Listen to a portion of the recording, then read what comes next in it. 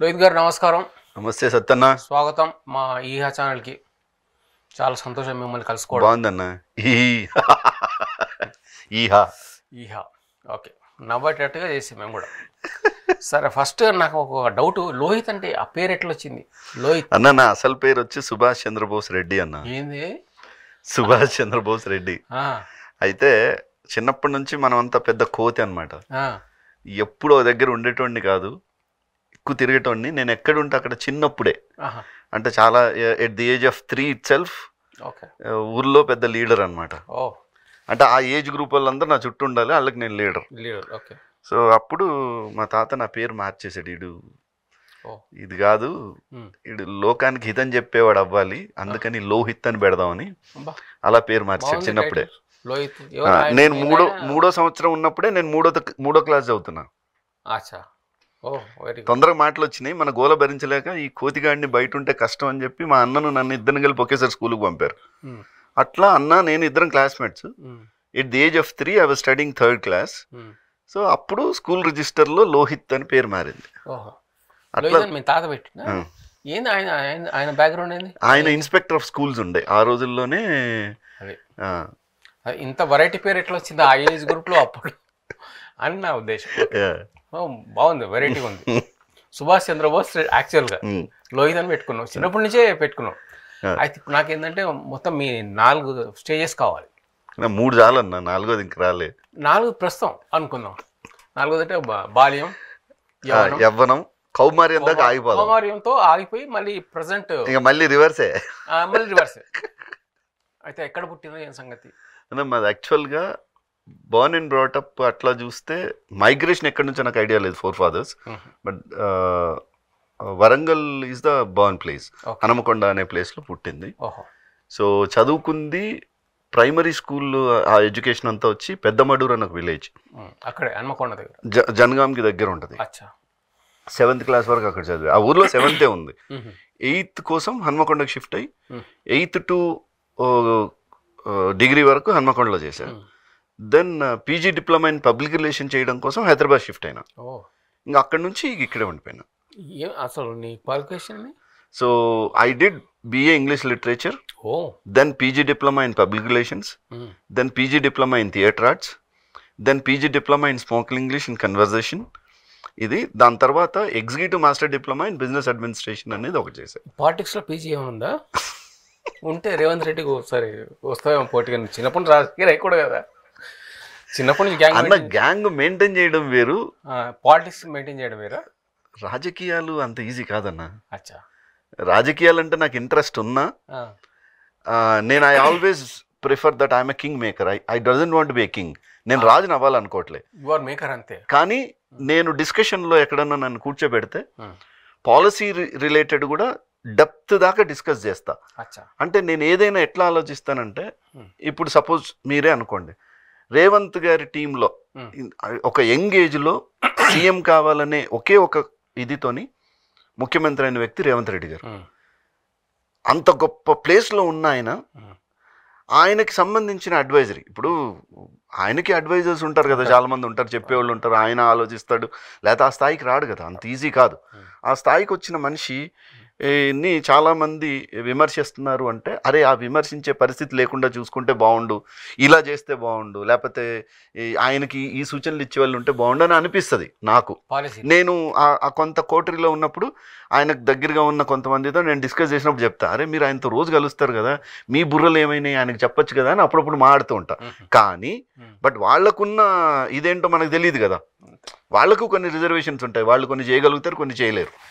ఇప్పుడు పిచ్చాపాటి మనం ఎక్కడైనా ఎన్నైనా మాడుకోవచ్చు, ఆ పొజిషన్లు ఉంటే కానీ తెలియదు. కానీ బట్ డెఫినెట్గా ఆయన ఆ ప్లేస్కి చేరుకున్న వ్యక్తి గొప్ప పనులు మాత్రం చేయొచ్చు అనేది నేను విశ్వసిస్తా. At that age it's not that easy. So చిన్న పాలిటిక్స్ క్వశ్చన్ అడిగితే సార్ కింద బోర్ కొట్టినావు. ఏం పర్లేదన్న. మనం మళ్ళీ వచ్చేద్దాం మన లోగారికి. అయితే మీ స్కూలింగ్ లైఫ్ గురించి చెప్దాం. చిన్నప్పుడు యు ఆర్ ది కింగ్. నేను 3 years వయసులో 3rd class చదువుతున్నా. నేను తెలుగు మీడియమే. 7th క్లాస్ చదువుతున్నప్పుడు నన్ను ఎగ్జామ్ రాయనీయలే, ఏజ్ లేదని. అప్పుడు ఒక ఈ ఎగ్జామ్ రాయాలంటే ఏజ్ ఉండాలని పర్టికులర్గా ఉండేది. సో 7th రాయనీయకపోతే మళ్ళీ నన్ను 7thలో చదివిపిస్తే అప్పుడు 7th మొత్తం నాకు వచ్చు కదా. అందుకని నేను 6th క్లాస్ వాళ్ళకి నేను వెళ్ళి క్లాసులు కూడా చెప్పేటోండి. ఓకే. సో మళ్ళీ తర్వాత ఇయర్ కూడా నన్ను రాయనీయకపోతే ఇంకా నేను చదవనని మళ్ళీ కూడా అదే అన్నారు. నాకు ఏ సరిపోవట్లేదు. అంటే అప్పుడు మన 3 సంవత్సరాలకి 3వ తరగతి అంటే ఇమాజిన్ కైలాసంలో ఎక్కేస్తున్నాం, మెట్లెక్కేస్తున్నాం. ఓకే. సో అప్పుడు మళ్ళీ ఏజ్ కొంచెం ఒక నెంబర్ ఎక్కువేసి ఎగ్జామ్ రాపిచ్చారు. Okay. So that's how. So చదువుకున్న బాగా ఇంటెలిజెంటే. అంటే ఏదైనా అన్న నాకు ఇమిటేషన్ అనేది చిన్నప్పటి నుంచి ఉంది. నాకు ఆ ఇమిటేషన్ పట్టడం వల్ల అది ఈజీ అయింది. కానీ I don't claim that I'm a clever student. నేనేదో పెద్ద తోపునని కాదు. సార్ చెప్పిందంతా నాకు గుర్తుంటుంది. అందుకని అడిగితే రిప్లై ఇస్తా, అడిగితే చెప్తా. ఇప్పుడు ఒక మెచ్యూరిటీ ఉంది కాబట్టి దాంట్లో వై అనే క్వశ్చనింగ్ అనేది ఇప్పుడు అలవాటైంది. కానీ అప్పుడు క్వశ్చనింగ్ అనేది లేదు. అప్పుడు ఓన్లీ ఆన్సర్. సార్ ఏదైనా అడిగితే అందరికన్నా ముందు మనం చెప్పాలి. నీకంటే చిన్న క్లాసులకు చెప్పేవాడు కదా. నాకు అంత గుర్తుంది కదా. ఏదన్నా మనం విన్నా చూసినా నేను even running notes, even sir ఏదైనా చెప్తుంటే మొత్తం సార్ ఏమేం చెప్పాడు, ఎలా చెప్పాడు. ఆ రోజున్న టీచర్స్ కూడా చాలా గొప్పోళ్ళు అన్న. వాళ్ళు చెప్పిన పద్ధతి ఎంత గొప్పగా ఉండేదంటే ఇప్పుడు ఈవెన్ చిన్న చిన్న పద్యాలు కానీ వాళ్ళు చెబితే, ఇప్పుడు నా తెలుగు సార్ చెప్పిన నాకు వేమన పద్యాలు ఇప్పటికి ఉన్నాయి, నా బుర్రలో ఉన్నాయి అవి. అంటే ఇమాజిన్ ఎంత ఇదిగా చెప్పుంటాడా సారు. ఇప్పుడు పిండముందల చేసి పితృలందల బోసి కాకులం పెట్టు గాడిదలారా పెంట దినడు కాకి పితరుండెట్లాయరా. అసలు అర్థం తీసుకుంటే మళ్ళీ అర్థం కూడా, ఇప్పుడు పిండం తల చేస్తావు, పితృదేవతలను తలపోస్తావు, అన్నీ బాగానే చేస్తావు, కానీ మళ్ళీ తీసుకుపోయి ఆ పిండాలు తీసుకెళ్ళి పెంట తినే కాకికి పెడతావేంట్రా అంటాడు వేమన. ఎంత గొప్పగా ఉంటుంది లైఫ్. అటు నేనేమంటానంటే ఇప్పుడు జనరేషన్ మిస్ అయింది ఈ ఎడ్యుకేషన్. అటు వేమన పద్యాల్ని సుమతి శతకాల్ని చదివితే లైఫ్ మీకు ఇంకా వేరే ఏమి చెయ్యక్కర్లే. ఎక్కడ నెగ్గాలో ఎక్కడ తగ్గాలో సుమతి శతకంలో చాలా చిన్నగా చెప్తాడు. బలవంతమైన సర్పము చలిచీమల చేత చిక్కి చావదే సుమతి అంటాడు. నీకు అంతే కదా, నీకు ఎంత బలం ఉంటే ఏం లాభం, అవన్నీ గ్రూప్కి వచ్చి వేసేసినాయి అంటే నువ్వు అవుట్. సో ఇట్లాంటివి మనం ఈ జనరేషన్కి కరెక్ట్గా చెప్పగలిగి ఉంటే వీళ్ళ ఎడ్యుకేషన్ వేరే రకంగా ఉండేది.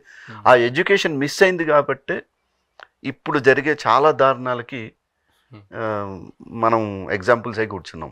ఓకే. చిన్నప్పుడు ఏం చేద్దాం అనుకున్నాం పెద్దగా? డాక్టర్, ఇంజనీర్, అంటే బేసికల్గా అయితే యాక్టింగ్ అనేది చిన్నప్పటి నుంచి ఉంది. ఎందుకంటే ఆ టైంలోనే మిమిక్రీ చేస్తున్నా. నాకు స్కూల్ ఏంది, నాకు చిన్నప్పటి నుంచే. నా ముందు ఎవరన్నా బిచ్చింగ్ చేసుకోవాలంటే భయపడేటోళ్ళు. ఇప్పుడు మీరు ఎవరన్నా ఇక్కడ లేరు, వాళ్ళిద్దరి గురించి మీరు మాట్లాడుకుంటున్నారు అనుకోండి, వాళ్ళిద్దరి గురించి మీరు ఏం మాడుకున్నారో అక్షరం ముక్క పొల్లు పోకుండా ఎవరి గురించి అయితే మాడుకున్నారో వాళ్ళ దగ్గరికి వెళ్ళి చెప్పేయడం నా పని. నేను కనపడ్డానంటే అమ్మా ఆగిపోరా రే, ఆగిపో, కొట్లాటలు పెట్టుకోడు. కొట్లాట్లని కాదు, అంటే వీళ్ళు మాడుకుంటున్నారు, వాళ్ళు ఏం మాడుకుంటున్నారు యాక్షన్ తో సహా చెప్పేటోండి. వాళ్ళకి చెప్పేవాళ్ళు యాక్షన్, వాయిస్ కూడా. ఆ వాయిస్ మెచ్యూరిటీ లేదు ఆ రోజుల్లో, but I use to do that. So నా చుట్టూ ఉన్న వాతావరణం యానిమల్స్ తో మాడుకునేవాడిని. నా కమ్యూనికేషన్ ఉండేది బాగా. ఓ కోడి కనపడితే అని దాన్ని పలకరించడం, ఒక బర్రె కనపడితే అని దాన్ని, ఓ మేక కనపడితే బ్యా, గొర్రెలు, ఇట్లా ఈ ప్రకృతి అంతా నా ఫ్రెండ్స్. సో ప్రకృతితో మమేకమై పెరిగా నేను. సో పెద్దగా అయిన తర్వాత ఏమవ్వాలనేది అప్పుడు తెలియదు కానీ, బట్ డెఫినెట్గా నాకు డాక్టర్ అవ్వాలనేది చాలా ఇంట్రెస్ట్. అందుకే నేను ఇంటర్మీడియట్లో బైపీసీ తీసుకున్నా. కానీ అప్పటికే నేను ఆర్టిస్ట్గా బిజీ అవ్వడం. ఇంటర్మీడియట్ కాలేజ్ ఇంటర్మీడియట్కి వచ్చేటప్పటికే నేను మిమిక్రీ ఆర్టిస్ట్గా చాలా షోస్ చేస్తున్నా. State level I was young mimicry artist going all the places. ఇంకా తర్వాత అనుకున్నా నాకు కొంచెం ఆర్టిస్ట్గా ఇంట్రెస్ట్ ఉంది కదా, సో దీని మీదనే వెళ్దామని ఉద్దేశంలో అటు కొంచెం. అయితే అక్కడ అయిపోయినాక హన్మకొండ అయిపోయినా ఇక్కడ వచ్చినా హైదరాబాద్ పీజీ అండ్ ఇంకా అన్ని పీజీలే. మనకి ఏది అవసరమేది అది. లైఫ్కి ఏ డిప్లొమా కావాలంటే ఆ డిప్లొమా నేర్చుకుంటే వెళ్తాం. అంటే నాకు ఒకటే, అది నాకు వచ్చు. కానీ రేపు అడుగుతారు కదా, ఆర్ యూ క్వాలిఫైడ్ అని ఎవరన్నా అన్నారు అనుకోండి, అప్పుడు మీరు ఏం చూపించాలి? You have to show only certificate. Me qualification అనేది చెప్పడానికి అనుభవం వేరు కావచ్చు, కానీ క్వాలిఫికేషన్కి సర్టిఫికేటే కదా, అందుకని అట్లా కోర్సులు చేసుకుంటే వెళ్ళా. ఇప్పుడు అన్ని కోర్సులన్నీ వేస్ట్ అన్న. ఇప్పుడు ప్రస్తుతం వచ్చేసింది, ఏది అడిగినా కూడా చెప్పేస్తుంది. చెప్పేయడం వేరు, తెలుసుకోవడం వేరు అది అన్న. That comes only with the experience. నేను అనేది ఏఐని సృష్టించుకున్న వాళ్ళే వాళ్ళు బాధపడతారు కొన్ని రోజుల తర్వాత. ఎందుకంటే మనిషి మెదడు ఎంత ఆలోచిస్తే, దాన్ని ఎంత నువ్వు శ్రమ పెడితే అంత అద్భుతమైన ఆలోచనలు, ఐడియాలు వస్తాయి. దాని మీద నువ్వు ఒక్కసారి వేరే దాని మీద డిపెండ్ అవ్వడం మొదలెట్టింది అనుకో, స్లోగా ఇక వీడు నన్ను వాడట్లేదు కదా అని రెస్ట్లోకి వెళ్ళిపోతాయి అన్నీ. Human body is that. మన శరీరం ఎంత అద్భుతమైన నిర్మాణం అంటే, నువ్వు దాన్ని ఏమన్నా చెయ్యి, ఎక్కడన్నా వెయ్యి, దానికి అడాప్టబిలిటీ అంటారు. దాన్ని అడాప్ట్ చేసుకుంటుంది. కానీ నేను దీన్ని భరించలేను అని నువ్వు ఏదైతే ఫెసిలిటీస్ కోసం వెళ్తూ ఉంటావో, అది కూడా ఇక వీడు భరించలేడు, వీడి టైప్ అని మెల్లిగా వదిలేస్తాయి. బాడీలో అది ఫంక్షనింగ్ ఆగిపోతుంది. అన్న ఆ రోజుల్లో పెద్ద పెద్ద సైంటిస్టులు ఎక్కడి నుంచి వచ్చారు? వాళ్ళకి ఏఐలు ఉన్నాయి వాళ్ళు అప్పుడు. మరి వాళ్ళు ఇన్వెంట్ చేసిన ఏంటి? దాన్ని మీరు అడ్వాన్స్ తీసుకెళ్లారు కానీ కొత్తగా ఏం పుట్టించలేదు కదా. జస్ట్ మీరు అడ్వాన్స్కి తీసుకెళ్లారు అంతే. అబ్దుల్ కలాం గారు ఆయన ఉన్న టైంలో ఆయన స్ట్రీట్ లైట్ కింద కూర్చొని చదువుకున్నాడు. ఆయన మిసైల్ సృష్టించాడు. That's all comes with the brain. Okay, అయితే మనం ఈ కాలేజ్ గురించి మాట్లాడుతున్నాం, కాలేజ్ లైఫ్ గురించి. కాలేజ్ లైఫ్లో ఇప్పుడు చిన్నప్పుడైనా చాలా గ్యాంగ్ లీడర్వి, పెద్దగా కాలేజ్ లైఫ్లో కాలేజ్ ఫ్రెండ్స్ మధ్యలో ఉంది ఎప్పటికీ అదే ఉంటది. ఎప్పుడు అంటే అన్న నేను తుంటరి అంటే ఎట్లాంటి అంటే ఒక సరదా, ఒక ఫన్. ఎక్కడున్నా సరే నా చుట్టూ ఉన్న వాళ్ళు సంతోషంగా ఉండాలి, ఆనందంగా ఉండాలి. మనం ఇంకోరి గురించి మాట్లాడకూడదు, టైం వేస్ట్ చేయకూడదు. ఏం మాట్లాడుకున్నా కూడా ఒక ఇంట్రెస్టింగ్గా మాట్లాడుకోవాలి, అంతవరకే. అంతే తప్ప మనం ఇంకోటికి నష్టం చేయాలి, లేకపోతే ఏదో సిగరెట్లు తాగాలి, లేకపోతే మందు కొట్టాలి, లేకపోతే ఇంకోటి ఇట్లాంటివి లేవు నా సర్కిల్లో కూడా. ఇప్పుడు నేను 10th క్లాస్ ఫ్రెండ్స్ ఉన్నారు నాకు 30 మంది. ఇప్పటికి మేము కలుస్తాం విత్ ఫ్యామిలీస్ అప్పుడప్పుడు, 10th క్లాస్ ఫ్రెండ్స్. సో అప్పటి నుంచి ఉన్న ఫ్రెండ్స్ కూడా ఉన్నాము, కంటిన్యూగా మాట్లాడుకుంటున్నాము. అంటే ప్లస్ ఓన్లీ 10th క్లాస్ వరకే. మీరు ఎప్పుడైనా ఫ్రెండ్స్ గుర్తుపెట్టుకోండి, అరే ఒరే అనుకున్నా, చల్బే ఊరుకోరా నీకేంటి, ఇట్లాంటివి మాడుకున్నా కూడా అప్పటి వరకే. దాని తర్వాత వచ్చే ఫ్రెండ్షిప్ అంతా రెస్పెక్ట్గా వస్తుంది. అంత అరే ఒరే పోరే తురేలు అనుకునేది ఉండదు.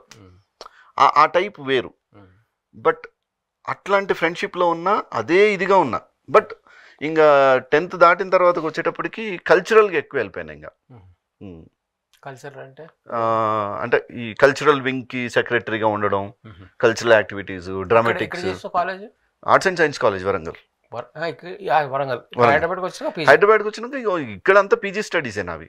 అక్కడ కో ఎడ్యుకేషన్ కాదు, డిగ్రీ కో ఎడ్యుకేషనే. డిగ్రీ కోనే. డిగ్రీలో ఎనీ స్టోరీస్ కాలేజ్ స్టోరీస్ లేవు కానీ బయట స్టోరీస్ ఉంటాయి కదా. ఆ మాత్రం వయసులో ఉన్నప్పుడు ఆ మాత్రం ఉండవా? ఇప్పుడు ఎందుకంటే మన చూడగానే అనుకుంటారు ఇటు బాగున్నాడు కదా అనుకుంటారు. అప్పుడు మనకి కొంచెం బాగా క్రేజ్. ఆ క్రేజ్ ని అలా మెయింటైన్ చేసేవాళ్ళం.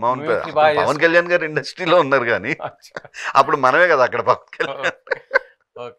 సో అంటే యూజువల్గా అందరూ అప్పుడు నేను కొంచెం కమల్ హాసన్ గారిని ఎక్కువ ఇమిటేట్ చేస్తుండే. సో చూడగానే అందరూ పెద్ద కమల్ హాసన్ అనేటవాళ్ళు. ఇక మనం కూడా అట్లనే ఫీల్ అయ్యి ఆ పోజులు అవి అన్నీ అట్లనే ఉంటుండే. So that was only an attraction kind of thing. మళ్ళీ ఫన్ అంటే ఇంకా ఇట్స్ ఓన్లీ ఆ క్రేజ్ అంతే తప్ప అమ్మాయిల స్టోరీస్ ఎనీథింగ్ అట్లేం లేవు. అంటే of course they were close to me and still they are close to me. అట్లా అంతే తప్ప ఎప్పుడు మనం వాళ్ళ వ్యక్తిగత జీవితాల్లోకి తొంగి చూడలేదు. వివర్ ఆ డిసిప్లిన్ అనేది ఫస్ట్ నుంచి మెయింటైన్ చేసాం. అంటే మంచి రావణుడు డీసెంట్, రోహిత్ చాలా డీసెంట్, చాలా డీసెంట్. కానీ అల్లరి చిల్లర పనులు ఏం చేయలేదు అమ్మాయిలతో. కాలేజ్ డేస్ వచ్చాయి అంటే క్లోజ్గా ఉన్నామే తప్ప అదే అన్న ఇప్పటి జనరేషన్ అనుకున్నట్టుగా ఏం లేవు ఆ రోజుల్లో. ఆ డీసెన్సీ ఎందుకు మెయింటైన్ చేసామనేది తెలియదు. అంటే మేబీ కొంచెం ఎర్లీ మెచ్యూరిటీ వచ్చిందో తెలీదు. నేను నా చుట్టూ నాకున్న ఫ్రెండ్స్ అందరితో కూడా నేను ఎంత డీసెంట్గా ఉండేవాడిని అంటే వాళ్ళు కూడా మనతో ఉంటే సెక్యూర్డ్గా ఫీల్ అవ్వాలి అనే ఒక ఇది ఉండేది నాకు. ఇప్పుడు ఆడవాళ్ళు అంటే వాళ్ళని జాగ్రత్తగా చూడాలి, వాళ్ళని బాగా చూసుకోవాలి, అంతే తప్ప వాళ్ళు ఏదో ఇది లేకపోతే వాళ్ళని అనుభవించేయాలి ఇట్లాంటి ఇది కాదు. అనుభవించేలా కాదు నా ఉద్దేశం. అంటే బాగుంది, అమ్మాయి బాగుంది, ప్రేమించేద్దాం ఆ జోనర్లో కూడా ఎందుకో లేవు. అంటే there were too many attractions. ఒక్కటైతే ఏమన్నా ఉండేదేమో. సో ఎక్కువ మంది ఉండేటప్పటికి మనకు ఎవరు అనేది ఉండదు కదా, మనం చూస్ చేసుకోలేము కదా. అంటే అప్పుడు సినిమాలు ఏమైనా చేసేవాడా ఆ ఏజ్లో? సినిమాలు చూడడమే తప్ప అప్పుడు చేయలేదు కదా ఏమి. అప్పుడు ఎవరు యాక్టర్ ఎక్కువ సినిమాలు చూసేవాడు? అందరు సినిమాలు చూసేటోడిని. రామారావు గారు, నాగేశ్వరరావు గారు, కృష్ణ, శోభన్ బాబు, ఆ తర్వాత జనరేషన్కి వచ్చాడు. But I was admirer to Kamal Haasan. Like Kamal Haasan గారిని ఎంత అంటే నాకు ఇప్పుడు మీరు కమల్ హాసన్ అంటే నేను పూనేస్తాడు నాకు వాయిస్తో సహా. నేను ఇలా మేముందు ఉండటం అనేది నాకు నిజంగా చాలా గొప్పగా ఉంది. I never imagined that I'm going to sit in front of Satana and talking in he has studios for an interview. One day definitely people should recognize and talk to me about all these things. So ఇది ఇప్పటిది. ఆ రోజుల్లో ఇంకొంచెం అంతే base. అంటే first Balasubrahmanyam గారు కదా చెప్పేది dubbing, ఆ తర్వాత తను చెప్పుకున్నారు సొంతగా. సో అప్పుడు హీరోయిన్ ఎవరంటే ఇష్టం? కమల్ హాసన్, ఎన్టీ రామారావు, కృష్ణ, అందరినీ చూసేవాడిని నన్ను. అట్లేం లేదు. ఎందుకో పర్టికులర్గా ఒక హీరోయిన్ తీసుకెళ్ళి ఆ ఇంట్లో గోడకు బొమ్మలు అతికించుకోవడాలు లేవు, అట్లాంటివి ఏం లేవు. మనకు ఆడవాళ్ళు అంటేనే అందంగా ఉంటారని నా ఉద్దేశం. ప్రతి ఆడవాళ్ళు అందంగానే ఉంటారన్నా. వాళ్ళు అందంగా కనపడలేదు మీకంటే తయారవడంలో లోపమే. You bring any girl to me, ఒక మేకోవర్ స్టూడియోకి తీసుకెళ్ళి నేను మేకోవర్ చేపిస్తా, మీరే ఆశ్చర్యపోతారు. ఏమైనా కాదా అని వాళ్ళు తయారవడం తెలియలే వాళ్ళకి, అంతే. అదర్ హెయిర్ స్టైలింగ్ రాలేదో, మేకప్ స్టైలింగ్ రాలేదో, కనుబొమ్మలు చేసుకోవడం రాలేదో, లేకపోతే లుక్, అంతే తప్ప otherwise every one looks beautiful. Every girl is beautiful. మరి పెళ్ళి అనేది ఎప్పుడు జరిగింది? నేను యాక్చువల్గా 19-20 years నుంచి మొదలెట్టినా నేను నాకు పెళ్లి చేయమని. మా ఇంట్లో గొడవ చేస్తే ఎందుకు గొడవ పెట్టాం? ఎందుకో నాకు పెళ్ళి అంటే ఇష్టం. ఓకే, ఇప్పుడు కూడా ఇష్టం ఉందా? పెళ్లి తర్వాత ఇంకేం ఇష్టాలు ఉంటాయి? పెళ్ళి అంటే ఇష్టం, ఇప్పుడు భార్య అంటే ఇష్టం. సో అయితే ఇంకా మా అన్నయ్యకు పెళ్ళి అవ్వలేదు కదా, ఫస్ట్ అన్నయ్యకి కావాలరా, లేకపోతే ముందు నువ్వు చేసుకుంటే తర్వాత పెద్దోడికి ఎందుకు చేయలేదు అంటారు, అది ఇదంటే మరి అన్నయ్యం చేసుకోమని. అన్నయ్య నువ్వు పెళ్ళి ఎప్పుడు చేసుకుంటావు రోజు అడిగేటోండి. అరే నా కెరీర్ మీద నాకు కొంచెం ఇది ఉందిరా, నువ్వేంటరా నా వెనకాల పడ్డావు అంటే, ఆయన అప్పుడు అన్ని కాంపిటీషన్స్కి ఎగ్జామ్స్ అన్నీ ప్రిపేర్ అవుతుండే, సివిల్స్ అవి ఇవన్నీ రాస్తుండే. ఆయన నా బాధపడలేక ఆయన నా కోసం ఒక ఉద్యోగంలో చేరి ఆయన ఫస్ట్ పెళ్లి చేసుకున్నాడు. ఇప్పుడు ఏం చేస్తున్నాడు ఆయన? Is DTO, district treasury officer, Hanamkonda. So ఇప్పుడు పెళ్ళి ఎప్పుడైందన్న? నాది ఐ గాట్ మ్యారేజ్ ఇన్ 1994. ఇది ఎట్లా జరిగింది పెళ్లి చూపులు? నేను చేసుకున్న అమ్మాయి సినిమాటిక్ కాదు. ఆ టైంలో నా మదర్ వాళ్ళ ఫ్రెండ్ తను, అంటే నా అత్తగారు వాళ్ళ అమ్మాయిని నాకన్నా 6 years చిన్న. బట్ నేను డెస్పరేట్గా ఉన్నా కదా, ఆ సంగతి ఏదో ఇంట్లో మాడుకుంటారు కదా, ఆడలేదు మాడుకున్నారు. వీడికి ఎవరు చూసినా నచ్చుతున్నారు, అది కాదు మనం ఏదో పెళ్ళంటే అటు 3 తరాలు ఇటు 7 తరాలు ఏవో అనుకుంటారు కదా, ఆ డిస్కషన్ ఏదో ఉన్నట్టుంది.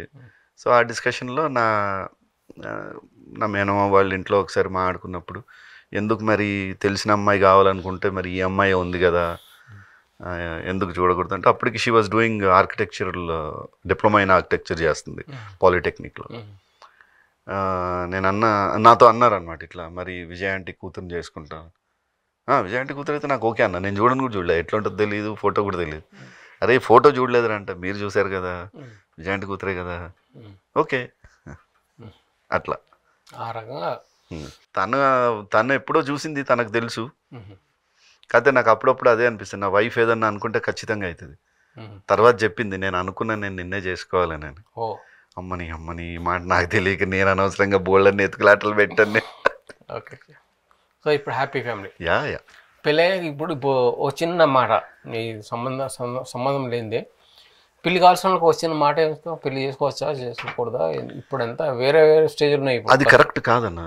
ఇప్పుడున్న ట్రెండ్ ఏమనుకుంటున్నారు అంటే, పెళ్ళి వద్దు అనుకుంటున్నారు, పిల్లలు వద్దు అనుకుంటున్నారు, లివింగ్ టుగెదర్ అనుకుంటున్నారు. లివింగ్ టుగెదర్ నీకు తెలిసి ఇంకా 4-5 రకాలు ఉన్నాయి దాంట్లో. అదే అంటున్నా, కో లివింగ్ అంటున్నారు. ఇవన్నీ ఎండ్ ఆఫ్ ది డే వాళ్ళకి ఇప్పుడు తెలీదు.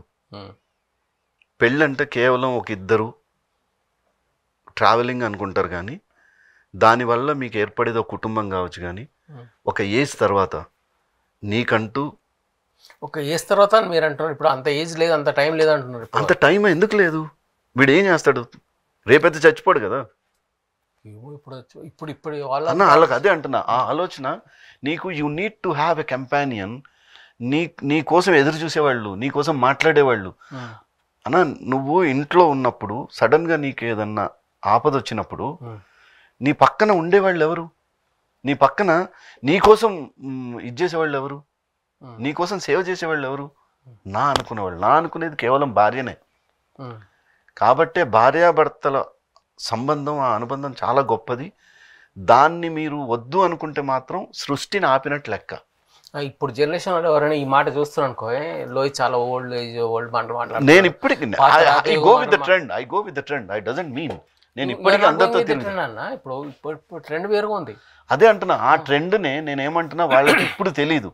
క్షణికంగా ఒక ఆనందం కోసం మీరు చేసే పనులు బాగానే ఉంటుండొచ్చు, కానీ అది ఆ రోజుకి సరిపోద్ది.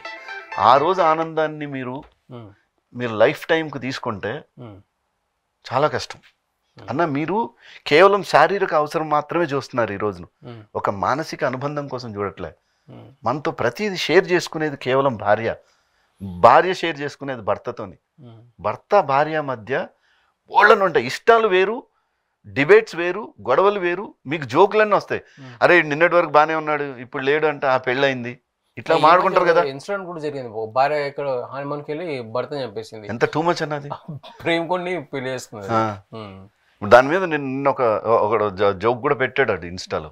వాడు ఏం చేశాడు, ఒక అబ్బాయి ఇద్దరు నడుచుకుంటూ వస్తుంటే అమ్మాయి అంది, ఎదురుగా వచ్చి ఒక అబ్బాయిని చూసి, అరే ఇతను నా హస్బెండ్ నా ఎదురుగా వస్తున్నాడని. ఆ తర్వాత హస్బెండ్ పోయి కాళ్ళు పట్టుకొని, దయచేసి నన్ను ఏమనకు, కావాలంటే నువ్వు వాడితోనే ఉండు అని బతలాడుతున్నాడు. అంటే ఆఖరికి పరిస్థితి నీ ఇష్టానికి ఇంకో ప్రాణం తీయాల్సిన అవసరం. ఇప్పుడు ఆ అమ్మాయికి ఉన్న మెంటాలిటీకి ఇప్పుడు ఈ ఇంటర్వ్యూ చేస్తుంది అనుకోండి, ఇది నువ్వు చెప్పే మాటలు ఆమె ఏమనుకుంటది, నచ్చకపోవచ్చు. ఈడు ఏంది ఇలా మాట్లాడాను. నేను అనేది నీకు నిజంగానే వాడితో ముందు పరిచయం ఉండి వాడితో ఉండాలనుకున్నప్పుడు వీడిని ఎందుకు చేసుకున్నావు? నువ్వు చేసుకోవాల్సిన అవసరం ఏంటి? అదే బలవంత పెడితే చేసుకుంటావు, చేసుకొని చంపించేస్తావు. తర్వాత ఏమైంది నీ లైఫ్? తర్వాత ఆలోచించావా ఏమవుద్ది? వాడు జైలుకు పోతాడు, నువ్వు జైలుకు పోతావు. ఎండ్ ఆఫ్ ది డే ఏం చేస్తారు మీరు? ఏమనుకొని మీరు ఇన్ని లేపేశారు అన్న. తర్వాత నీకు నెక్స్ట్ స్టెప్ ఆలోచించవచ్చు కదా అన్న. నెక్స్ట్ స్టెప్ ఎప్పుడైతే ఆలోచించారో అట్లాంటి వాళ్ళందరూ ఈ పనులు చేస్తారు. తర్వాత నెక్స్ట్ స్టెప్ ఆలోచించుకుంటే తెలిసి ఉండేది కదా. ఇప్పుడు చంపించింది, ఎందూరం వెళ్తావు నువ్వు దొరకకుండా అన్న. ఈరోజు చాలా ఈజీ తప్పు చేసినోడు దొరకడం. ఒకప్పుడు కష్టం కావచ్చు, నువ్వు మినిట్స్లో పట్టుకోవచ్చు. నేను go anywhere you will be traced. ఇంకా రాను ఇంకా ఈజీ. నీ బ్రెయిన్లో ఏమనుకుంటున్నావు అన్న, ఈ రోజున నువ్వు ఏం మాడుకుంటున్నావో నీ ఫోన్ వింటుంది, విని అదే నీకు సజెషన్స్ ఇస్తుంది. నువ్వు ఫోన్లో ఏదైనా ఒకటి చూస్తే అన్నీ అవే ఎందుకు వస్తున్నాయి? Because your microphone is on, nothing is hidden. రేపు ప్రతిదీ ఓపెన్ అయిన రోజున మనం అంత ఈజీ కాదు. ప్లస్ అట్లాంటి మానసిక స్థితిని మనం ఎలా అర్థం చేసుకోవాల్సి వస్తుందంటే, సైకాలజీలో అది క్రిమినల్ మెంటాలిటీ అంటాం దాన్ని. అంటే వాళ్ళు మామూలుగానే కనపడి మామూలుగానే ఉండి మనతో మామూలుగా బిహేవ్ చేసి తర్వాత వాళ్ళు చేయాలనుకున్నది చేయడం, దానికి ఒక స్కెచ్.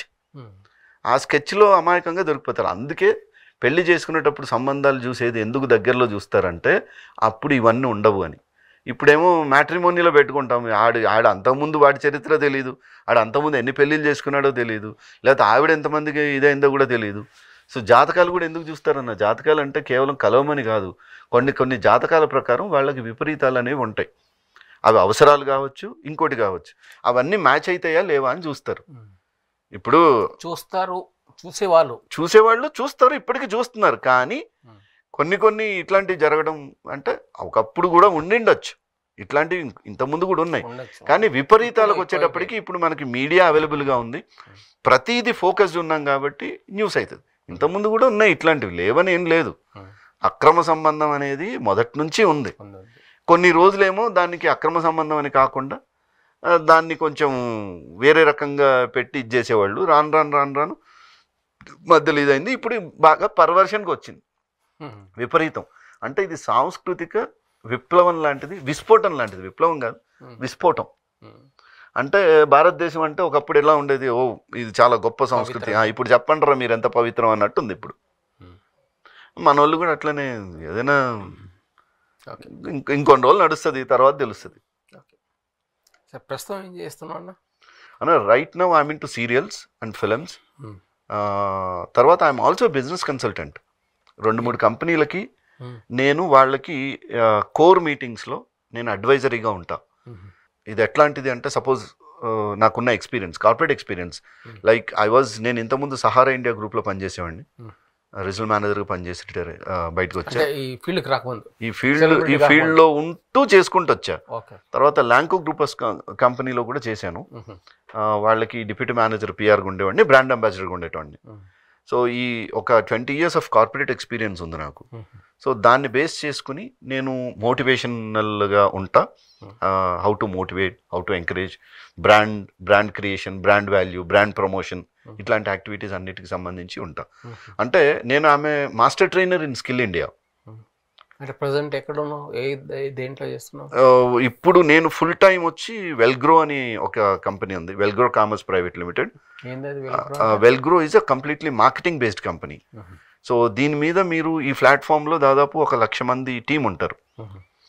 ఎనీ ప్రోడక్ట్ అంటే ఇన్నోవేటివ్గా తయారైన ఏ ప్రోడక్ట్ అయినా సరే వెల్గ్రోకి మీరు అటాచ్ చేస్తే వెల్గ్రో విల్ మార్కెట్ ఇట్. ఏదైనా ప్రొడక్షన్ అనేది ఈజీ ఎవరికైనా, కానీ మార్కెటింగే కష్టం. సో దానికి మార్కెటింగ్ టూల్స్ ఎట్లా రెడీ చేస్తామంటే, ఈ ప్రోడక్ట్ ఏంది, దీని విజిబిలిటీ ఏంది, దీని రీచబిలిటీ ఏంది, అంటే బిజినెస్ టు బిజినెసా, బిజినెస్ టు కస్టమరా, ఇవన్నీ మేము గ్రాఫ్ అంతా రెడీ చేసి నేను వాళ్ళకి ట్రైనింగ్ ఇస్తా. ఆ ట్రైనింగ్ ఇచ్చిన వాళ్ళందరూ మళ్ళీ మార్కెట్లోకి వెళ్ళి వాళ్ళు కస్టమర్స్ని డీల్ చేయడం, ఇట్లాంటివన్నీ నడుస్తాయి. That is one business. ఇట్లా అదర్వైజ్ ఇంకా ఫ్రాంచైజీస్ రిలేటెడ్, ఇప్పుడు నా ఫ్రెండ్కే ఇద్దరికి ఒక బిజినెస్ ఉంది. ఒకటి మిల్లెట్ వాలా ఫుడ్స్ అని ఒకటి ఉంది, హైదరాబాద్ చాయ్ అడ్డా అని ఒకటి ఉంది. అండ్ ఫ్రాంచైజీ, దీనికి సంబంధించి ఎవరైనా ఫ్రాంచైజీస్ కావాలంటే వాళ్ళకి రూట్ అవుట్ చేయటం, వాళ్ళకి మోటివేషన్ చేయటం, సో ఎంపవర్మెంట్ కావాలంటే క్రియేట్ చేయటం. అది కాకుండా ఇప్పుడు కొన్ని అమెరికన్ ఆర్గనైజేషన్స్ ఉన్నాయి మనకి, ఆట అమెరికాలో ఉండే ఆర్గనైజేషన్స్. ఇప్పుడు అమెరికాకి వెళ్ళాలని చాలామందికి ఇంట్రెస్ట్ ఉంటుంది, కానీ వెళ్ళిన తర్వాత డూస్ అండ్ డోంట్స్ ఏందో అదే ముందే తెలుసుకుంటే బెటర్ కదా అని. సో వాళ్ళకి కెరీర్ గైడెన్స్, కౌన్సిలింగ్, ఇంట్రెస్ట్ ఉంది రప్పించుకోవడానికి. ఓకే, అదే సైడ్. ఇంకా సో అదర్వైజ్ ఇంకా నేను ఈ విషయం నాకు తెలియదు, అంటే ఓన్లీ మాకు స్క్రీన్ మీద కనిపిస్తున్నా కాబట్టి, అంటే సీరియల్లో, సినిమాల్లో అంతే. అంటే నేనేంటంటే నేను I don't waste my time. నేను ప్రతి గంటకి ఇంకొక కొత్త యాక్టివిటీ నా మీద ఉంటుంది, నేను దాన్ని డీటెయిల్డ్గా స్టడీ చేసి దాని మీద మాట్లాడుతాను అనమాట. సో అందుకని ఇన్ని సబ్జెక్టులు వస్తాయి నా దగ్గరికి. చాలా కంపెనీస్ వాళ్ళు కూడా నన్ను, అరే మా కంపెనీ ఇట్లుందంటే నేను స్టడీ చేస్తా, అసలు దాని గ్రోత్కి సంబంధించి ఎందుకు అవ్వట్లేదు, ఒకవేళ గ్రోత్ కావాలంటే ఏంటి, గ్రోత్కి ఏమేం సపోర్టింగ్ టూల్స్ అవసరం, ఇట్లాంటివన్నీ. లేకపోతే మ్యాన్ పవర్ మేనేజ్మెంట్ ఉంటుంది, సో ఆర్గనైజేషనల్ మోటివేషన్ యాక్టివిటీస్ ఉంటాయి, రిక్రియేషనల్ యాక్టివిటీస్ ఉంటాయి. ఇప్పుడు చాలామందికి ఏంటంటే ఎంప్లాయీస్ని రిక్రూట్ చేసుకుంటారు కానీ రిటైన్ చేసుకోలేరు. కొన్ని రోజుల తర్వాత ఆ ఎంప్లాయీ ఆ కంపెనీని విడిచిపెట్టి పోవాలనుకుంటాడు, కానీ అలా ఒక ఎంప్లాయీ వెళ్తున్నాడంటే ఆ సంస్థకు నష్టం. ఎందుకంటే క్వాలిఫైడ్ పర్సన్స్ పోతే మళ్ళీ ఆ స్కిల్డ్ పర్సన్ ఇంకో ఆయన రావడానికి టైం పడుతుంది, గ్రోత్ అనేది డౌన్ అవుతుంది. సో అలా ఉండకుండా అతన్ని రిటైన్ చేసుకోవాలి. అతనికి ఇది నాది అనే ఫీల్ ఎప్పుడు కలుగుతుంది, ఆ సంస్థ అతన్ని చూసే పద్ధతిలో కలుగుతుంది. We are not boss, we have to create leaders. చాలామంది బాసిజం చూపిస్తారు కంపెనీలో. సో అందుకని నేను బాస్లను, నేను ఎవరైతే కంపెనీ ఉంటారో వాళ్ళందరితో చెప్తా, don't behave like boss, try to be as a leader. Leader అంటే ఎంతసేపు అవతల వాళ్ళని మోటివేట్ చేసి వాళ్ళని లీడర్షిప్ ఎలివేట్ చేస్తాం. మీరు నమ్ముతారు నా కింద ఒక కేవలం ఆఫీస్ బాయ్గా జాయిన్ చేసిన వాళ్ళని నేను వాళ్ళని మేనేజర్స్ చేశాను, మంచి స్థాయిలో చూశాను. అప్పుడు నీకు ఉండే ఇది వేరు కదా, వాళ్ళు కూడా లైఫ్లో అరే ఒకప్పుడు ఇక్కడ పనిచేసి ఈరోజు ఈ స్థాయికి ఉన్నా అనే ఫీలింగ్ ఉంటుంది.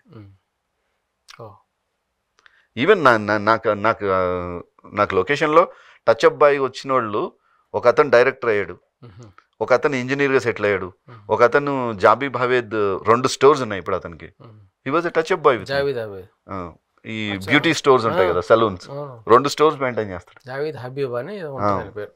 సో ఎవరిని ఎక్కడ మనం రెస్ట్రిక్ట్ చేయకూడదు. వాళ్ళు నిజంగా ఆ తపన ఉంటే ఎంకరేజ్ చేయాలి, ఆపర్చునిటీ క్రియేట్ చేయాలి. అవకాశం ఉంటే ఇంకో అవకాశం ఇప్పించి. అందుకనే నేను ఎప్పుడు నాతో మాట్లాడినా, నేను ఎవరితో అయినా సరే వాళ్ళకి మన ద్వారా ఏమన్నా బెనిఫిట్ అవుతుందా అని ఆలోచిస్తా. నాకు అవ్వక్కర్లా, మన పరిచయం వాళ్ళకి ఏమన్నా అవుతుందా, ఎక్కడన్నా లింక్ దొరికితే వాళ్ళు ముందుకు వెళ్ళిపోతారు కదా. మంచి ఉద్దేశం. Don't know. ఓకే, మరి ఇది సినిమా దశ, సినిమాలు యాక్టింగ్ దశ. సినిమాలు యాక్టింగ్ అనేది నాకు యాక్చువల్గా ఫస్ట్ ఆశల పల్లకి అనే సినిమాలో అవకాశం వచ్చింది. ఆశల పల్లకి అది 7 నంది అవార్డులు వచ్చినాయి ఆ సినిమాకి. ఎవరు డైరెక్టర్? డైరెక్టర్ వచ్చి పేరాల సుబ్రహ్మణ్యం గారు. ఆ తర్వాత ప్రొడ్యూసర్ వచ్చి డైరెక్టర్ సాగర్ గారు, వెంకటేశ్వర ఆర్ట్ క్రియేషన్స్, ఆయన బ్యానర్ మీదనే చేశారు. జాలాది గారు రైటరు, ఎస్ గోపాల్ రెడ్డి గారు కెమెరా, పెద్ద పెద్ద వాళ్ళు అందరూ, వాళ్ళ ఫ్రెండ్స్ అందరూ కలిపి చేసిన సినిమా, అవార్డు కోసం చేసిన సినిమానే. That was first movie. దాని తర్వాత బాపు గారి పరిచయంతో బుడుగు అనే సీరియల్లో ఇంట్రడ్యూస్ అయినా. దాని తర్వాత డి సురేష్ కుమార్, తనతో సాన్నిహిత్యం నాది, ఇద్దరు మంచి ఫ్రెండ్స్.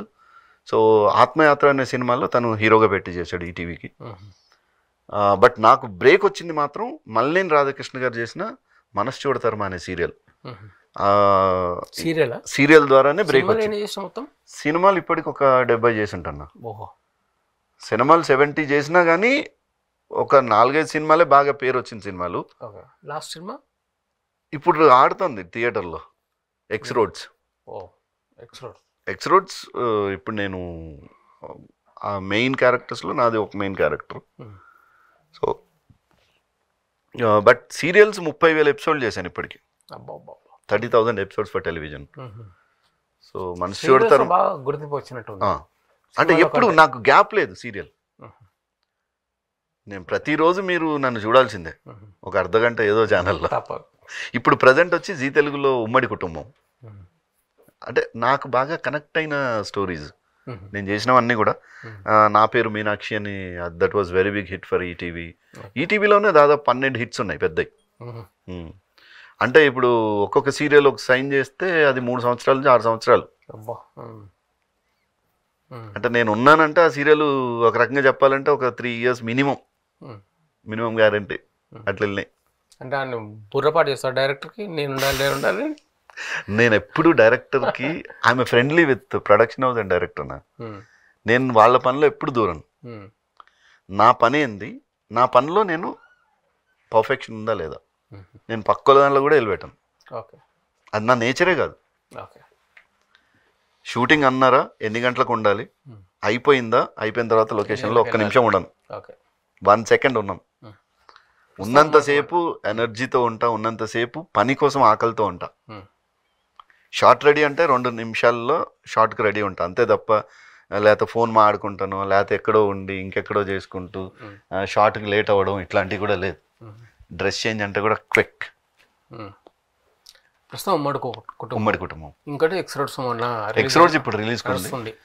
ఆల్రెడీ థియేటర్లో ఉంది. అది కాకుండా ఇంకో 2-3 సినిమాలు రిలీజ్ ఉన్నాయి. ఏంటి అంటే చెప్పగలవా? ఒకటేమో కైట్స్ అని విజయ్ ఆదిరెడ్డి అని ఒక ఆయన ఫారిన్ డైరెక్టర్, ఆయన చేశాడు. అది రెడీగా ఉంది రిలీజ్కి. కైట్స్ ఫస్ట్ కాజల్ అని పెట్టినట్టున్నారు టైటిల్, దాని టైటిల్ మళ్ళీ మార్చారు. ఆమె వద్దన్నదా కాజల్? ఏం తెలియదు నాకు, అది ఐడియా లేదు. అట్లేం లేదు, కాజల్ నేమ్ ఎవరైనా పెట్టుకోవచ్చేమో. దాని తర్వాత యద్భావం తద్భవతి అని ఇంకొక సినిమా, అది వరుణ్ సందేశ్ హీరో, నేను విలన్. ఎవరు డైరెక్టర్? రమేష్ జక్కాల అని అతను చేశారు. రమేష్ జక్కాల్, ఓకే. అదో సినిమా రెడీగా ఉంది. ఆ తర్వాత ఇంకో 2 సినిమాలు ఉన్నాయి, అవి కూడా ఆల్మోస్ట్ డబ్బింగ్ కంప్లీట్ చేసి ఉన్నా నేను. ఐ హేట్ మ్యారేజ్ అని ఒక సినిమా చేశాను. ఏంటది? I hate marriage. ఓకే. అంటే ఇప్పుడు ట్రెండ్ అనుకోండి, ఇంకా ఓకే, పెళ్ళంటే ఇష్టం లేదు కదా, అదొకటి. సో సినిమాలు నడుస్తున్నాయి, షూటింగ్ సీరియల్ నడుస్తున్నాయి. మీరు మిమిక్రీ కూడా బాగా చేస్తారా? మిమిక్రీలు నేను అంటే ఇక్కడ కన్నా ఇప్పుడు ఏమైపోయిందంటన్నా, ఇప్పుడు మనం ఒకప్పుడు అందరు స్పోర్టివ్గా తీసుకునేవాళ్ళు. ఇప్పుడు ఏదైనా స్టేజ్ ఎక్కి ఏదైనా మిమిక్రీ చేయాలంటే ఇక్కడ కొంచెం భయంగా ఉంది. వాళ్ళకి ఎందుకు దెబ్బతింటున్నాయో తెలియట్లేదు. అంటే ఆ చిన్న డిస్టర్బెన్స్ ఎంటైర్ ప్రోగ్రామ్ డిస్టర్బ్ చేస్తుంది. అందుకనే నేను వాయిస్ ఇమిటేషన్ అనేది ఇక్కడ మానేసి ఇక్కడ I'm doing only standup comedy. అంటే నేను స్టేజ్ ఎక్కితే I know how to take the lead. ఆ ప్రోగ్రాము సబ్జెక్ట్ ఏది ఇచ్చినా దాని మీద అల్లుకొని పోగలను కాబట్టి అది చేస్తున్నా. ఫారిన్ కంట్రీస్లో ఎక్కువ చేస్తా, అక్కడ ఇంత లేదు. సో బయట దేశాల్లో ఎక్కువ ప్రోగ్రామ్స్ నడుస్తాయి నావి. సో ఇమిటేషన్లు ఎవరిది బాగా బాగా నీకు ఇష్టమైంది? అందరి అంటే నాకు హీరోలు అంటే అన్న ఎస్పెషల్గా కొంతమంది హీరోలకి ఆ మేనరిజము ఆ ఇది ఇప్పుడు చిరంజీవి గారు ఉన్నారు, ఆ బాడీ లాంగ్వేజ్తో సహా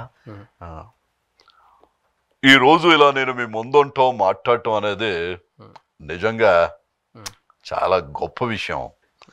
ఏం సత్తనా బాగున్నారా, చాలా రోజులైంది మిమ్మల్ని కలిసి. ఆ రోజుల్లో అసలు మీరు ఆ గెటప్ వేసి మీరు మాట్లాడడానికి వచ్చినప్పుడు అరే వీళ్ళు ఏం అడుగుతారా, వీళ్ళకి ఎలా సమాధానం చెప్పాలా అని కొంచెం భయంగా ఉండేది.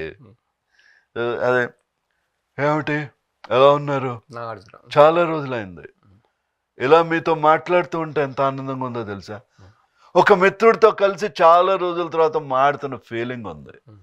ఇట్లా ప్రతి వాయిస్ ఏదన్నా వెంకటేష్ గారు ఇమిటేట్ చేసేవాడిని కాదన్న. ఎందుకో అంటే చాలా మంది అంటారు కష్టం అని చెప్పేసి. కష్టం అని కాదు, ఎందుకో తెలియదు కానీ వాయిస్ పట్టుకోలేదు, దాని మీద కొంచెం ఫోకస్ పెట్టలా మనం. కొన్ని వాయిస్లు అట్లనే అంటే వాయిస్లో పెక్యులారిటీ ఉంటే ఈజీగా చేసేస్తాం. ఇప్పుడు ఈ వాయిస్ నేను ఎవరితో నేను చెప్పను కానీ మీకు తెలిసిపోద్ది. ఏమీ చూసుకొని నీకు అంత గర్వం, నేను ఒకటే చెప్తే మీరు 2 చెప్తారు, మీరు 2 చెప్తే నేను 10 చెప్తాను, అప్పుడు ఇంకా ముందుకు నెంబర్ వెళ్తుంది కానీ సమాధానం వెళ్ళదు. సో దీంట్లో ఇట్లాంటి వాయిసెస్ లో పెక్యులారిటీ ఉండింది.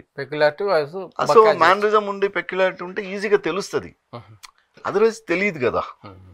అందుకని కొంత ఇదైంది. బట్ కొన్ని కావాలని వదిలేసాము. లేటెస్ట్ హీరోలే క్యాచ్ చేసిందా ఇప్పుడు వీళ్ళంటే మహేష్ బాబు వీళ్ళందరూ చేస్తారు.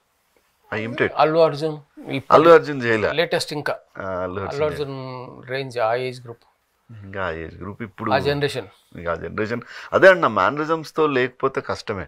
విజయ్ దేవరకొండకి ఒక మేనరిజం ఉంది కాబట్టి కొంచెం పట్టినాం కానీ మహేష్ బాబు మహేష్ బాబు ఒక క్వశ్చన్ అడగండి. క్వశ్చన్ ఆన్సర్ మీరు దాంట్లో చెప్పండి. ఇప్పుడు రాజకీయాల గురించి మీ అభిప్రాయం మహేష్ బాబు గారు? రాజకీయాలకు నేను దూరం అండి, మీకు తెలుసు కదండి. అంటే రేవంత్ గారు బాగుందా, కేసీఆర్ గారు బాగుందా? నన్ను ఇరికించడానికి ట్రై చేస్తున్నారు మీరు. లేదు మీ అభిప్రాయం చెప్పండి. మీ అందరూ తెలుసు, కేటీఆర్ నా ఫ్రెండ్ అని తెలుసు, ఆయనతో నా మాట్లాడతాడని తెలుసు, నా సినిమాలు చూస్తాడని తెలుసు. రేవంత్ గారు కూడా పరిచయమే కానీ ఆయన నా సినిమాలు చూస్తాడో లేదో నాకు తెలియదు. ఇద్దరు బాగుండాలి. మన పని మనం చేసుకోవాలి, వాళ్ళ పని వాళ్ళు చేసుకుంటే బాగుంటుంది. మనకెందుకండి రాజకీయాలు. సూపర్, బాగుంది. ఓకే అంటే ఈ ఇమిటేషన్ ఇప్పుడు ఏమైనా అవుతుందా, ప్రోగ్రామ్స్ చేస్తున్నా ఇమిటేషన్? అదే అంటున్నా, ఇక్కడ కాదు కానీ బయట చేస్తున్నా. ఇప్పుడు నేను ఎక్కడెక్కడ ఫారిన్ కంట్రీస్ కానీ ఎప్పటికీ చాలా దాదాపు 30 దేశాలు తిరిగా. అండ్ రెగ్యులర్గా అమెరికా విజిట్ చేస్తా. Frequent flyer to America. మరి ఆయన చెప్పలేదా ఎవరికి? ట్రంప్కి. In regular was well, I know I'm here to say something about when next time he comes, I definitely stop him. ఆయన చెప్తే బాగుండు. ఈసారి నేను చెప్తాను, నేను ఎక్కువ వస్తున్నాడు జర దగ్గర వాళ్ళు అడుగుతారు. అప్పుడు ఒక్కొక్కసారి అయితే నేను 2 days కోసం వెళ్ళిన రోజులు ఉన్నాయి. అంటే ఈరోజు వెళ్ళి ప్రోగ్రామ్ చేసి నెక్స్ట్ డే వచ్చేసాను. ఇమిగ్రేషన్లో అడుగుతారు అన్నమాట, how long you are going to stay అంటే just for 2 days. America for 2 days? You don't like? I like America, but the thing is I'm busy actor there because of my shoots and all. So I need to go back and attend my shoots. And expression చాలా పెద్దగా ఉంటుంది వాళ్ళది. Okay మొత్తానికి అవి అన్ని మొత్తం సభ్యంగా చేస్తున్నాం, అన్ని ప్రోగ్రాంలు బిజీగా ఉంటున్నాం. I keep my self I love to be busy. నేను బిజీగా ఉండడానికే ఇష్టపడతా, అందరినీ బిజీగా ఉంచడానికి ఇష్టపడతా. అట్లాంటి వాళ్ళతోనే కూర్చుంటా. అనవసరంగా ఉట్టిగానే సోది టైం పాసు గప్పింగ్ గాసిప్పింగ్ అంటే నాతో కాదు. మీ గురించి ఒక మైనస్ పాయింట్ ఏదన్నా చెప్పండి. అందరినీ తొందర నమ్ముతా. సో అట్లా నేను నష్టపోయిన సందర్భాలు చాలా ఉన్నాయి. బట్ స్టిల్ నాకేం రిగ్రెట్స్ ఏమి ఉండవు దాంతో. నష్టపోయినా కదా మరి రిగ్రెట్స్ ఉండవా? ఏం ఉండవు, ఎందుకంటే నేనే కదా నష్టపోయింది. నమ్మింది నేనే, నష్టపోయింది నేనే, ఏముంది? అదొకటే మైనస్. ఇంకేమైనా ఉన్నాయా? అంతే. ఇది మార్చుకోవాలి అనుకుంటే అది కష్టమేమో, ట్రై చేశాను నేను. కానీ ఏదది అంటే నన్ను ఎవరన్నా ఇప్పుడు చాలామంది వాళ్ళ ఎమోషనల్గా ఏదో చెప్పి హెల్ప్ తీసుకోవడానికి ట్రై చేస్తారు. నాకు తెలుసు వాళ్ళు నన్ను ఎమోషనల్గా నన్ను బైండ్ ఓవర్ చేస్తున్నారని తెలుసు. అయినా సరే పోన్లే వాళ్ళ అవసరం ఏదో ఉండుంటుంది అనుకుంటా. అది కూడా మంచిదేనా, ప్లస్సే. మైనస్ ఏమైనా చెప్తామో అని చెప్పి నేను చూస్తున్నా. దట్స్ ఓన్లీ థింగ్, అదర్వైజ్ పెద్ద ఏం అంటే నేను ఎవరి నష్టం కోరుకోను. ఫస్ట్ ఆఫ్ ఆల్ అందరూ బాగుండాలనుకుంటే కాబట్టి నాకు ప్రాబ్లం ఉండదు. అండ్ ప్లస్ రెండోది ఏంటంటే నాకేమైనా కోపం వచ్చినా కూడా మళ్ళీ వాళ్ళతో అదే దాన్ని కంటిన్యూ చేయను, శత్రుత్వం పెట్టుకోను, నేను కంటిన్యూ చేయను. ఇప్పుడు నాకు మీకు ఏదైనా ఒక దాని మీద డిబేట్ అయింది, అభిప్రాయ భేదాలు వచ్చినాయి. ఆ భేదం ఎంత దాకా వెళ్ళిందంటే ఏమనుకుంటున్నాను ఈ సంగతి ఏంది అనేదాకా పోయినా కూడా తర్వాత మళ్ళీ నేనే మాట్లాడతానేమో మీతోని, అన్నా నువ్వు అలా అనుకుండాల్సింది కాదేమో కదా, నాదే తప్పు అయింటది, మాదే తప్పు, ఓకే పోనీ వదిలేయి, నీకు అది కరెక్ట్ అనిపించింది కదా, నీకే అంత స్ట్రాంగ్ అది కరెక్ట్ అనిపిస్తుంది అంటే నువ్వే కరెక్ట్ ఏమో నేనే తప్పేమో, అంతే తప్ప దాన్ని తెంచుకోవాలని చూడను. తెగితే కష్టం అని అతుక్కోవడం. Human relations are very strange. ఇప్పుడు మనం నా ఇదేంటంటే చాలామంది వాళ్ళ తప్పులు చూస్తారు, నేను వాళ్ళ తప్పులు చూడను. వాళ్ళలో ఒప్పులు కూడా ఉండవు కదా, నాకు ఆ ఒప్పుల వరకే నేను చూసుకుంటా. ఇప్పుడు నా ఫ్రెండ్స్లో చాలా మంది ఉన్నారు. ఇప్పుడు ఈ మధ్య కాలంలో ఒప్పులు తప్పులేని అన్న నీలో తప్పులు ఏం లేవు, నాకేం తెలుసు నీ తప్పులు, కానీ ఒప్పులు అంటావా? నేను నిన్ను దాదాపు ఒక 15-20 సంవత్సరాలు చూస్తున్నా. నాకు ఎవడి గోలవాడిది సినిమా అప్పుడు ఫస్ట్ ఇంటర్వ్యూలు చేసింది మీరు, లగడపాటి శ్రీధర్ గారితో వచ్చినప్పుడు. అప్పుడు మీరిద్దరు కలిసి ఉన్నారు. నేను యాక్చువల్గా మీ గురించి కూడా చెప్తా, సత్తన్న దాసన్న అని మీ ఇద్దరు ఉండేవాడు. నాకు జోడీలు అంటే ఇష్టం, నాకు ఎప్పుడన్నా సపరేట్ అయితే నాకు ఇష్టం అనిపించదు. నేను మీకు తెలుసో తెలియదు, you call Dasan and ask అన్న మీరు ఇద్దరు కలిసినప్పుడు బాగుండేది అన్నా నేను ఎన్నోసార్లు. అంటే I want the people to be unite. నాకు అరే వాళ్ళు విడిపోయారు అంటే నాకు కష్టం అనిపిస్తుంది. అదే ప్రోగ్రామ్ సపరేట్ చేసుకుంటున్నారు, బట్ కలిసి ఇంకోటి చేస్తే బాగుండు, కలిసి వీళ్ళని అట్లనే యునైట్ లో వీళ్ళిద్దరి కలిపి ఉండే ఒక జోడీ లాంటిది ఏదన్నా చేస్తే బాగుండు అని అనిపిస్తుంది. అదే కరెక్టే. అంటే సినిమా ఇండస్ట్రీ కూడా మిమ్మల్ని వాళ్లే చూడండి. యాక్చువల్గా సినిమాలోనే మీ ఇద్దరికి సంబంధించి ఏదన్నా పడి ఉంటే, కరెక్ట్ గా పడి ఉంటే మీది బెస్ట్ జోడీ. నేను కూడా చాలా ఫీల్ అవుతాను, మంచి రెడీమేడ్ గా దొరికారు. ఎందుకంటే ఇంప్రూవైజేషన్ చాలా బాగుంటది. మీకు రైటర్ అవసరం లేదు, మీ ఇద్దరు స్పాట్లు వేసుకుంటూ వెళ్తారు. ఒక చిన్న థ్రెడ్ ఇస్తే చాలు, చిన్న సబ్జెక్ట్ ఇస్తే మీ ఇద్దరు దాన్ని ఇంప్రూవైజ్ చేయగలుగుతారు అన్న. అదే అంటున్నా, ఒక్కొక్కసారి సమ్ టైమ్స్ కొంతమందికి ఏమో ఆలోచన రాదు, ఆలోచన వచ్చిన వాళ్ళకేమో దగ్గరేమో ఈ ఆపర్చునిటీ రాదు. ఆ రెండు వచ్చిన రోజున మనం దాని దగ్గరగా ఉంటామో లేదో మనకు తెలియదు. ఇప్పుడు నిజంగా మీ ఇద్దరు కలిసి చేస్తే ఇప్పటికీ స్లాటే, even today it's a slot. అంటే ఆలోచన క్రియేట్ కావాలన్నా, రాసేవాళ్ళ దగ్గర ఎక్కడో దగ్గర ఒక ఫ్రెష్నెస్ కి అరే వీళ్ళిద్దరిని మనం ఇలా వాడుకుంటే బాగుంటది అని అనుకునే ఆలోచన క్రియేట్ అయితే వస్తుంది మళ్ళీ. సరే మనం ఉప్పుల గురించి మాట్లాడుతున్నాం, సెల్ఫ్ డబ్ అయిపోయింది. మై ఒప్పుల్స్, మీ ఒప్పుస్ తప్పుస్ కావాలి కదా మీకు, మీ తప్పుస్ నాకు లేవు కదా అంటున్నా. ఏమని తప్పు మీరు చూడంగా కనిపిస్తా అంటున్నారు కదా, ఒప్పులు తప్పులు ఎదుటి వాళ్ళలో తప్పులు కనపడవు అంటున్నా. నాకు కనపడవు. ఓకే, ఒప్పులు నేను ఫస్టే చదువుకున్నాను, నా పద్యమే చెప్తా కదా, తప్పులెన్నో తండోపతండాలు ఉర్విజనులకెల్ల ఉండు తప్పు, తప్పులెన్ను వారు తమ తప్పులు ఎరగరు, విశ్వదాభిరామ వినరవేమ. అర్థం తెలుసా? అంటే మీ తప్పులు మీరు ఎరగరు. తప్పులెన్నో తప్పులు తండోపతండాలుగా ఉంటాయన్నా, ఊరోళ్ళందరికీ తప్పులే ఉంటాయి. ఉర్విజనులకెల్లా ఉండు తప్పు, తప్పులెన్ను వారు తమ తప్పులు ఎరగరు. అంటే తప్పులే ఎన్నటోడు వాడి తప్పులు ఆడికి తెలియదంట.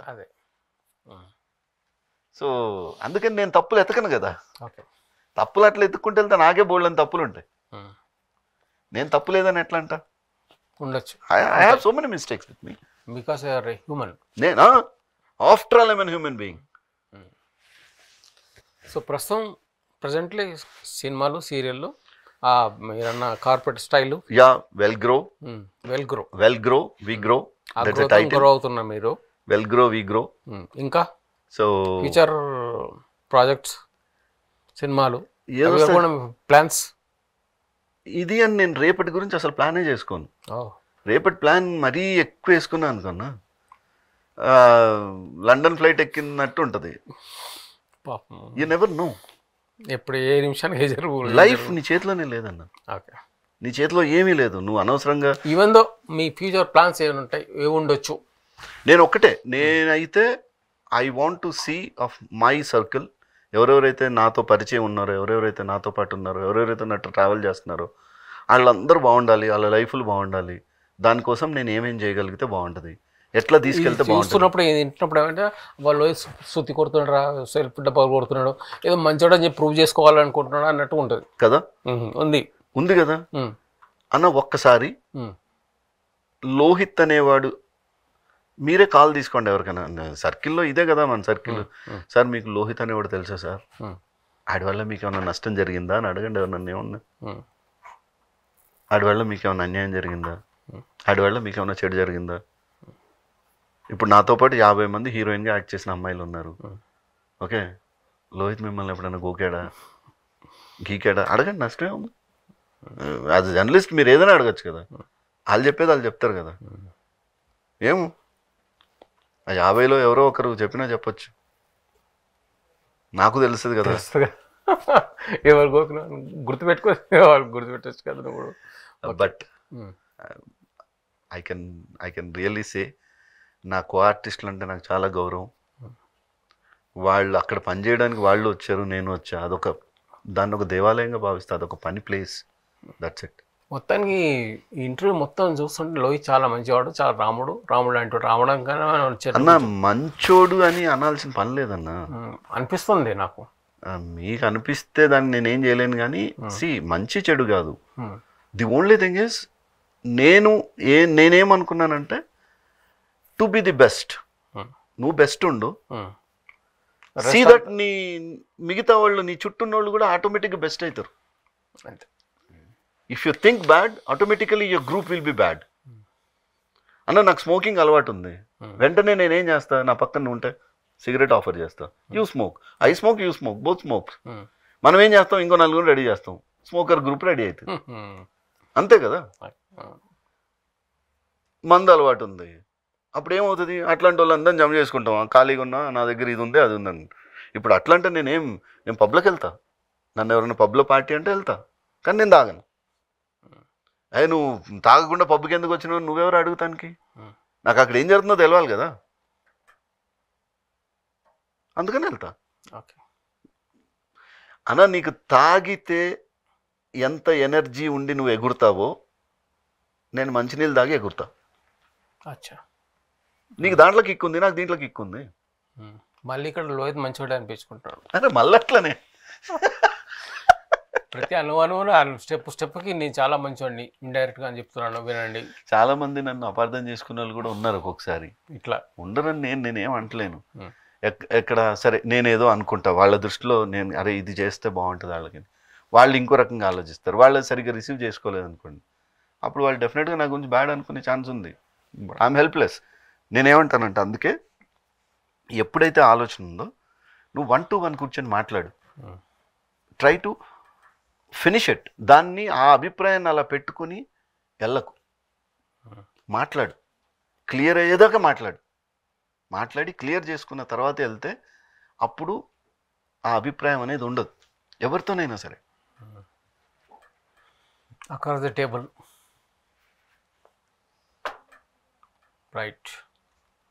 మొత్తానికి ఎట్లా అనిపించిందన్న ఈ సంభాషణ మొత్తం ఇంటర్వ్యూ చూస్తే రోహిత్ చాలా మంచివాడు, చాలా సాధు జంతువు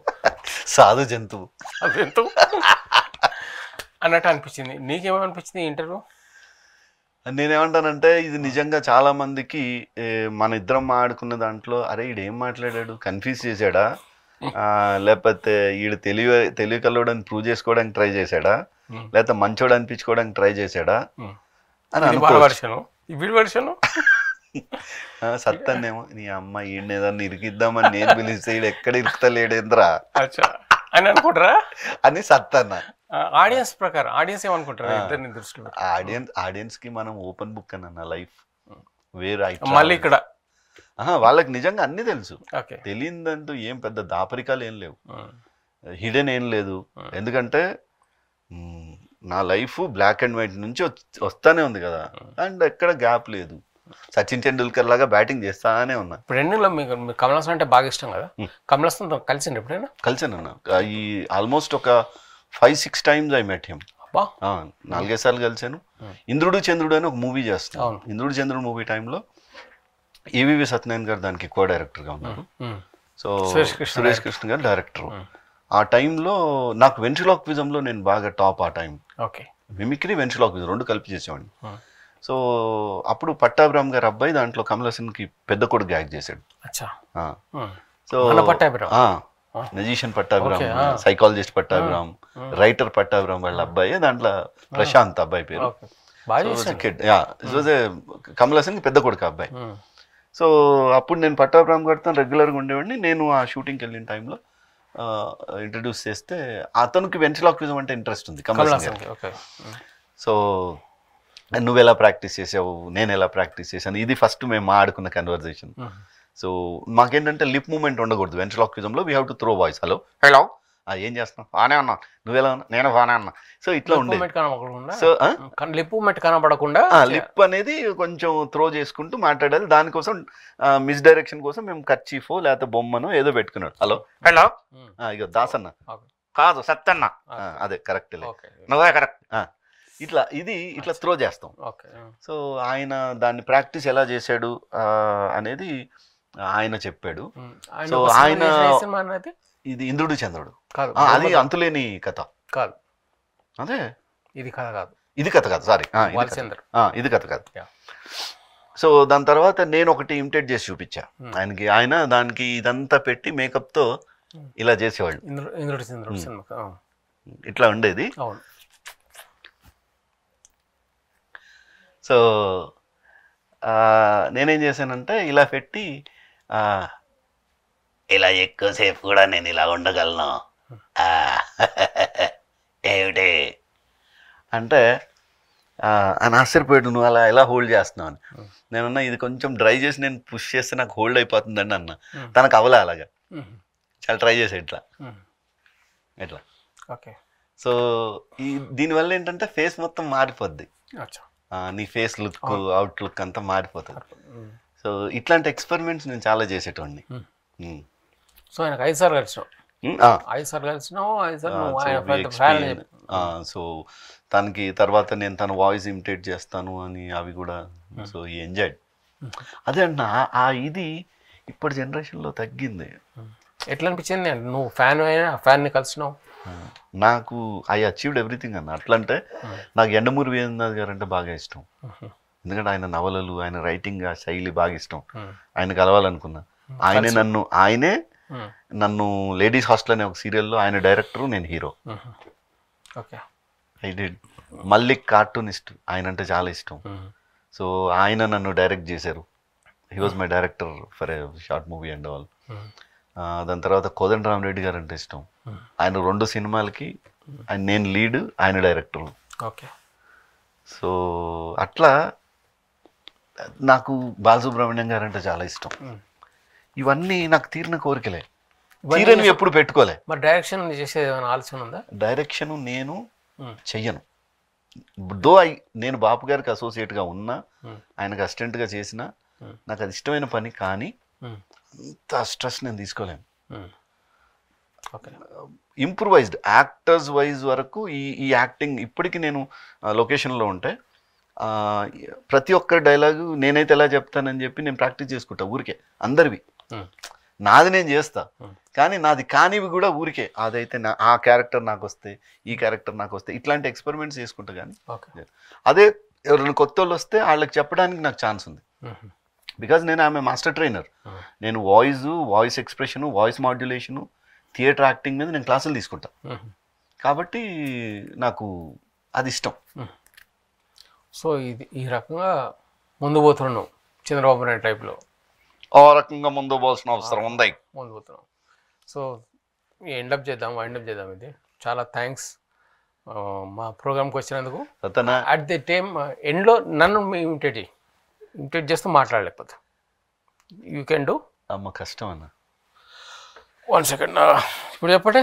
ఎప్పుడైనా కష్టమే. Sattanna has his own style. Okay, నాకు మీరిద్దరు మోహన్ బాబు గారిని ఇంటర్వ్యూ చేసింది చాలా బాగా నచ్చింది. అసలు మామూలుగా ఏంటి నాయన ఆయన రమ్మన్నాడు దగ్గరికి, నారాయణ దగ్గరికి నువ్వు హీరోయిన్లు కొట్టినావంటే అక్కడ కూర్చున్నావు, ఎవరు పడతారని కొట్టి ఇక్కడ రా అంటాడు. చాలా ఏడిపించినావు ఆయనకి, అదే మజా వచ్చింది. Anyway thank you, thanks, God bless you, the best you. Thank you so much. ఇంకా ఎన్నో చేయాలి, ఏమేమో చేయాలి, అందులో నేను ఉండాలి. ఈహా ఛానల్లో మా సత్తన్న ఇంటర్వ్యూని చూడండి. మా సత్తన్న చాలామందిని, తనకు ఆత్మీయులైన, తనకు పరిచయం ఉన్న ఆర్టిస్టులను చాలామందిని మీకోసం తెస్తాడు ఈ స్టూడియోకి. మీరు పని చేయండి, సత్తన్న ఎవరినైనా ఇది అడగాలి అని అనిపించేవన్నీ ఉంటే సత్తన్నకు చెప్పండి. మెసేజ్లు ఇచ్చో లేకపోతే ఏదో ఉంటుంది కదా కింద స్క్రోలింగ్ ఇచ్చే నెంబర్లో ఏవో ఉంటాయి, మెసేజ్లు ఇస్తే సత్తన్న వాళ్ళని మీ మనిషిగా అడుగుతాడు. ఏమన్నా కడిగేటి ఉంటే కూడా ఇచ్చేయండి, కడుగుతాడు కూడా, తక్కువ ఏం కాదు. థ్యాంక్ యూ అన్న, thank you very much. Right, God bless you. Yeah.